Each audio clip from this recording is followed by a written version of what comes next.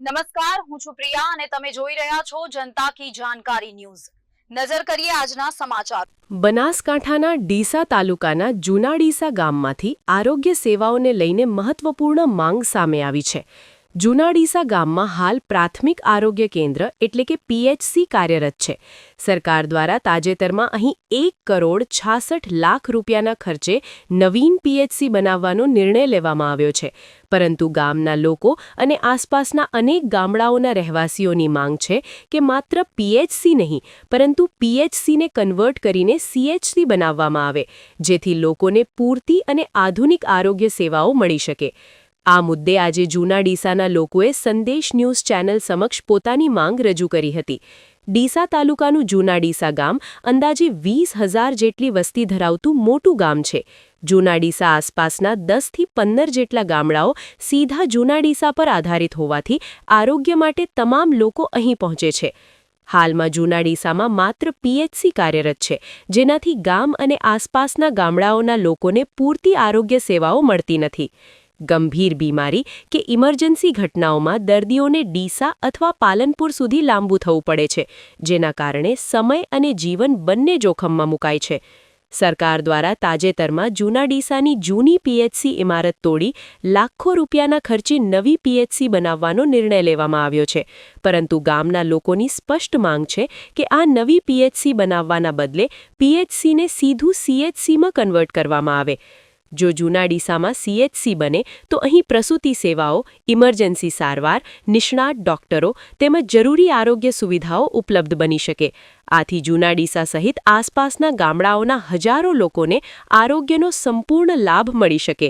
આજે ગામના લોકો અને આજુબાજુના ગામડાના રહેવાસીઓએ મીડિયા મારફતે સરકારને અપીલ કરી છે કે આરોગ્યની વાસ્તવિક જરૂરિયાતને ધ્યાનમાં રાખીને જૂના ડીસામાં સીએચસી મંજૂર કરવામાં આવે।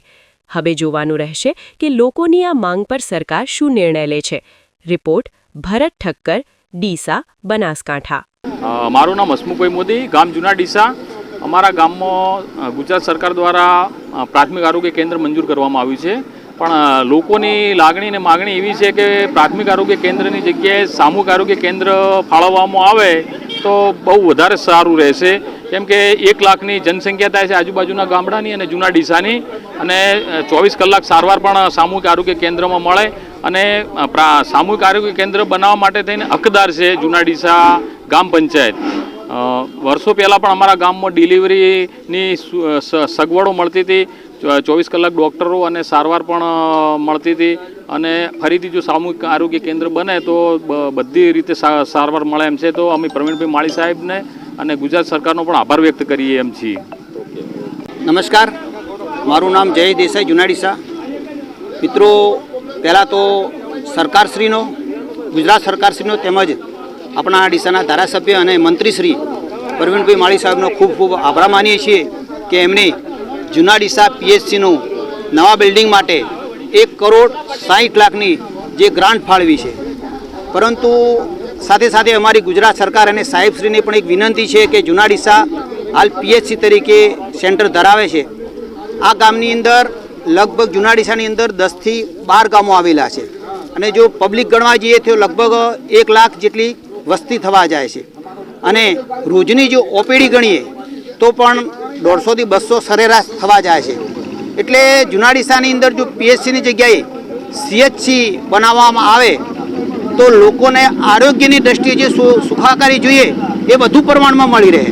એટલે અમારી સાહેબશ્રીને એક વિનંતી છે કે આપ અમારા પીએચસીને સીએચસીમાં ફેરવી આપો, એવી અમે આપ સાહેબને વિનંતી કરીએ છીએ। અસ્તુ, ભારત માતા કી જય। મારું નામ કુણાલ અટોરભાઈ ભાટી।